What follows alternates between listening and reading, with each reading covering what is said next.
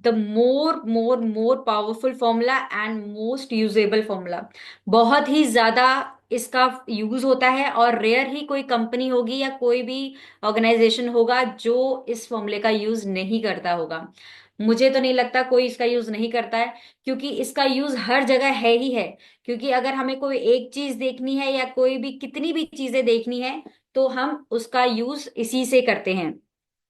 नाम से ही पता चल रहा है, V lookup, V for vertical and lookup मतलब देखना। वर्टिकल फॉर्मूले के थ्रू हम अपने डेटा को देख सकते हैं, इसका मतलब ये होता है।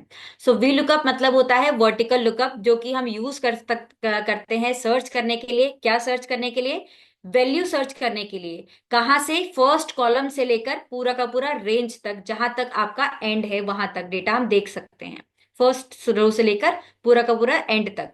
ये पूरा का पूरा फ्लेक्सिबल है, बहुत ही ज्यादा यूज करते हैं हम इसको। और अगर हम इसकी बात करें लुकअप और वी लुकअप में, तो इसका डिफरेंस बिल्कुल यही है कि लुकअप हम स्पेसिफिक चीज के लिए देखने के लिए करते हैं, एंड वी लुकअप हम बहुत सारी चीजों को देखने के लिए यूज करते हैं। तो यहाँ पर हम करते हैं क्वेश्चन के थ्रू इसको सॉल्व। सबसे पहला अब हमारा क्वेश्चन है कि how can you find the total fees for a specific ID. अगर अब हमें करना है टोटल फीस चेक, ये हमारा डेटा है, अब इसमें टोटल फीस देखना है। किसका? केस आईडी का। तो केस आईडी जैसे ही मैं क्लिक करूं तो उसकी टोटल फीस आ जाए। ये क्वेश्चन तो हम लुकअप से भी कर सकते हैं, राइट? तो अब हम क्या करते हैं, टोटल फीस तो पहले निकालते हैं, उसके बाद इसका केस स्टेटस लगाए निकालेंगे। तो पहले अब हमने किया, अभी हमने लुकअप के थ्रू किया था, अब हम वी लुकअप के थ्रू करने वाले हैं। तो हमने किया यहां से सेलेक्ट, एंड यहां पर किया पेस्ट। इसकी देखनी है टोटल फीस, तो इसको किया हमने अगेन कॉपी, एंड किया यहां पर पेस्ट। अब यहां पर हम अप्लाई करेंगे फॉर्मूला। यहाँ पर किया फॉर्मूला अप्लाई वी लुकअप का, V lookup for vertical value. अब यहाँ पर हमें सिंटेक्स दिया जा रहा है कि लुकअप वैल्यू, लुकअप वैल्यू क्या है? हमारी केस आईडी है, कि A7 सेल में मैं जो भी केस आईडी नंबर डालूं, उसका पूरा का पूरा डेटा, मींस कि मुझे टोटल फीस देखनी है। कॉमा टेबल एरे, किस टेबल में से डेटा देखना है? तो मुझे देखना है इस पूरी की पूरी टेबल में से।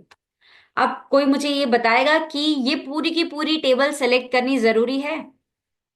अगर ना करूं, मैं सिर्फ और सिर्फ केस आईडी और टोटल फीस, क्या सिर्फ यही सेलेक्ट कर सकती हूँ?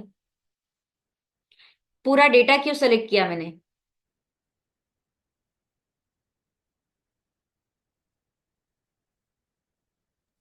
ओके। पूरा डेटा ही सिलेक्ट करना पड़ेगा मैम। हाँ बिल्कुल, पूरा डेटा ही सेलेक्ट करना पड़ेगा, कंपलसरी है। कंपलसरी क्यों है? क्योंकि हमारा जो कॉलम है, अगर हम एक एक करके सेलेक्ट करेंगे तो हमें यूज करना है लुकअप का, क्योंकि स्पेसिफिक चीज के लिए देखना है तो लुकअप का यूज और करते हैं। बट ये हाँ, सोनी, ये किसी यूनिक चीज पे ही लग सकता है ना ये?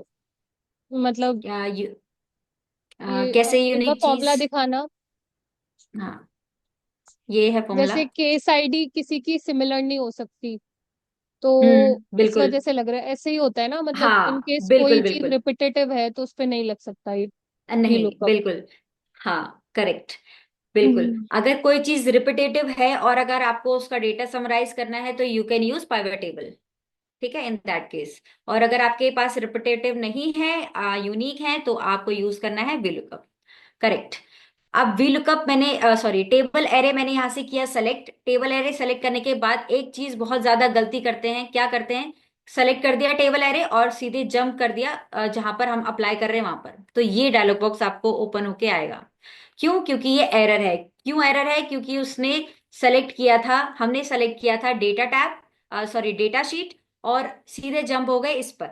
राइट? तो इसलिए हमें क्या करना है, वो शिफ्ट ना हो, उसके लिए हमें इसको सेलेक्ट करके यहीं पर इसी शीट में रहकर कॉमा अप्लाई करना है। कॉमा अप्लाई किया, फिक्स हो चुका है यहाँ पर, अब मूव नहीं होगा। अगर हम यहाँ पर जाएंगे जंप करेंगे तो आप देख सकते हैं यहाँ पर हमारा जो डेटा है वो मूव नहीं होगा। ठीक है, इस टाइप से हमें करना है। अब क्या करेंगे हम, अब हमें यहाँ पर अप्लाई करना है, क्या देखना है हमें?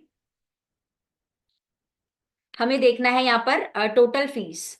अब एक सेकेंड, इसको मैं थोड़ा शिफ्ट कर देती हूँ यहाँ पर।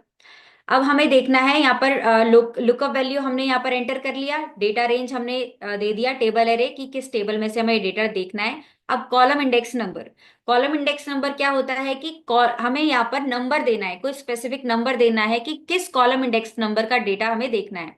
तो हमारा जो कॉलम नंबर है 1 2 3 4 5 6, 6 कॉलम का डेटा देखना है हमें। क्यों? क्योंकि हमें फीस देखनी है जो कि है 6 कॉलम में। और अगर हमारा जो डेटा है वो फीस ही देखनी है, लेकिन according to the client name.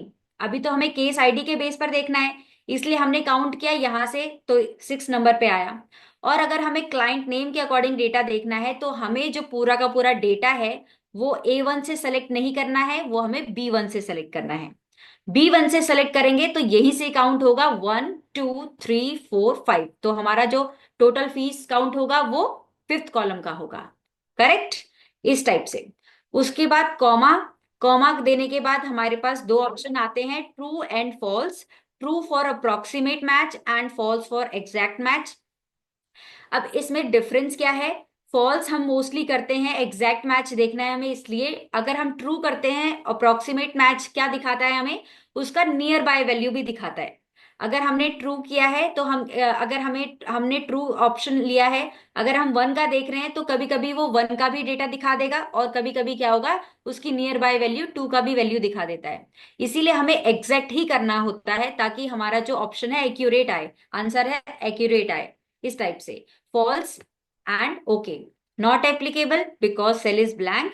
अब केस आईडी देती हूं मैं, सपोज इसका डेटा देखना है 9 का, तो यहां से किया यहाँ पर पेस्ट, तो इनकी आ गई टोटल फीस इतनी। चेक कर लेते हैं, क्रॉस चेक करना बहुत जरूरी है। तो ये आ गया हमारा, ये देखो इस टाइप से 91,100, इस टाइप से, ये देखो करेक्ट है। ये है हमारा VLOOKUP। ये क्लियर है सबको?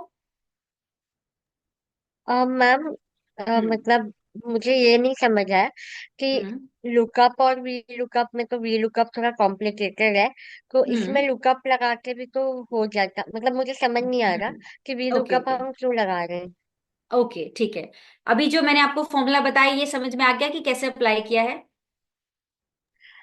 इसमें बस दो चीज नहीं समझ आई, एक तो ये कॉमा हाँ लगाना जरूरी होता है ना, हमें लगाना है ये बिल्कुल कॉमा। बिल्कुल। और पूरा टेबल क्यों चूज किया, सॉरी मुझे नहीं समझ आया।